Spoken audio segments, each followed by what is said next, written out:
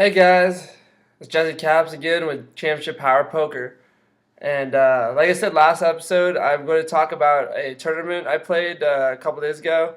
And it was just a local tournament, the Grand Sierras, a $80 buy-in, $20 bounty tournament. And only 20 people played in it, but I did really well in it, and it's really easy to play in these like local tournaments because there's so many donks in them. I mean, it's so easy just to pick them off.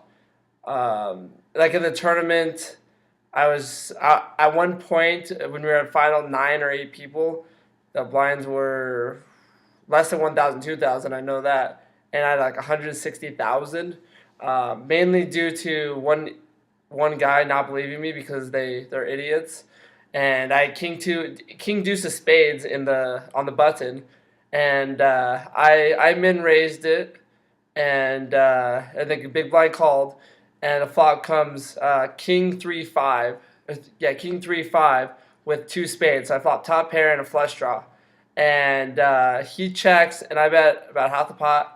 And he has 70,000 chips, and the pot's like 10,000 chips, and he ships all in on me.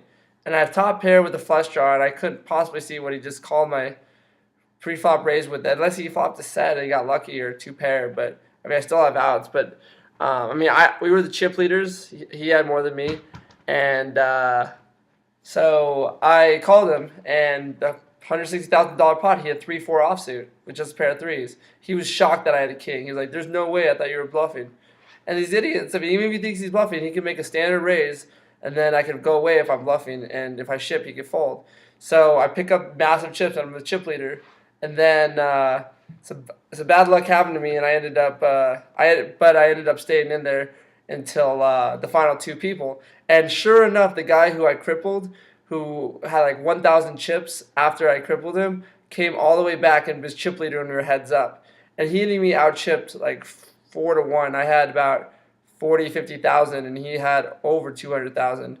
And I tried to make a chop with him because because these idiots, they'll just chop at anything. And I wanted to, basically the blinds were so high. The blinds were 10,000, 20,000, leaving me with what, two and a half big blinds, and basically I have to get super. There's no skill when the blinds are that high, and even though I know I could beat him, there's just too big of luck with the blinds that high. So he said no, and I actually doubled up, flopping a set of kings, and got it down to like 2-1. And then the blinds I have six big blinds, and I looked down at king 9 offsuit, and I mean, I pushed on the button, and he gets to call him king queen, and the board ran out blank, so I took second place. But that leads me into talking about the strategy of heads up play in a tournament when you're down to the final two people, and I think it's really really interesting because especially for good players, most good players are tighter players. I tend to notice. I mean, there's obviously the new age kids who 4 bet, 5 bet, 6 bet with anything, but I mean, a saying goes, "Tight is right." And I tend to feel like I'm a little bit tighter, especially in short stack situation or short-handed situations. So I tend to play, make sure I don't gamble as much, but you kind of have to. So in a spot like that, I thought king 9 offsuit with the blinds that high. Obviously, that situation I think is fine, but maybe if the blinds were not as quite as high, I could maybe wait for a better spot. But you really have to play aggressively when you're heads up. And I think it's super important to try to get the best edge you can, whether that's maybe min raising and being able to get away from it, just flat callings.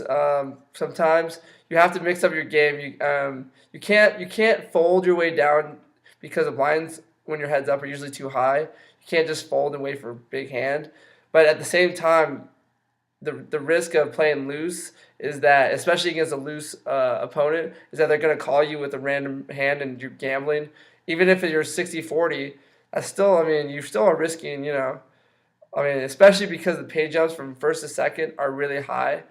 So I recommend that you really pick your spots correctly and try to get the money in when you have way the best of it. and probably that means playing post flop a lot.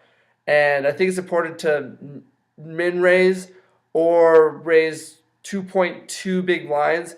I mean, if you want to really gamble, I mean, you can just ship it in every time and just hope for the best. But I think that it's more positive EV to really play small ball even in the later stages of a tournament, like heads up, because the stakes are so high that first and second is a lot different than any other. The pay jumps are a lot different than any other situation.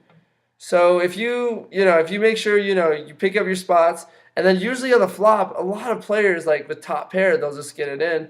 And if you be top pair and if you have a really good hand, you can try to let them maybe catch up per se. Obviously not too much, but basically you want to the better players can play post flop.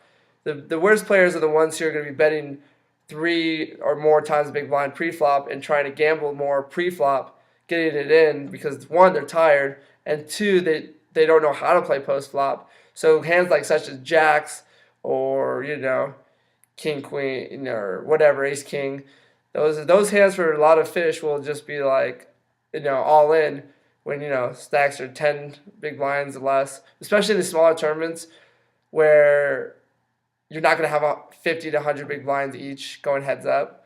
So, and I think that it's profitable to play these lower tournaments at your local casino. Obviously, if you live in Vegas, I mean, it's very profitable to play like the big tournaments. You're going to make a lot more money. The pay is going to be higher, but the competition is usually higher with the pay. So, I mean, it's a lot to take in, but the conclusion of the story is when you get heads up, pick your spots correctly. Don't just try to gamble. And if you do, don't let the run over you as well. So kind of find it even balanced. You can't just fold your way, but maybe it's almost better just to min raise and see what they're going to do. If they're just running over you, you're going to have to take a stand eventually. But you don't want to. I think it's super important not to get yourself in marginal situations. You really want to pick your spots right. So, I mean, you guys can let me know what you think about that situation. And I look forward to playing in the Grand Sierra tournament on Thursday. And then I go to Vegas. I graduate, and then I go to Vegas, play the World Series of Poker. So next time I'm going to download the World Series of Poker tournament structure sheet and just talk about, the tournaments and what I think about them, what tournaments I'm going to play, and what tournaments you should watch out for.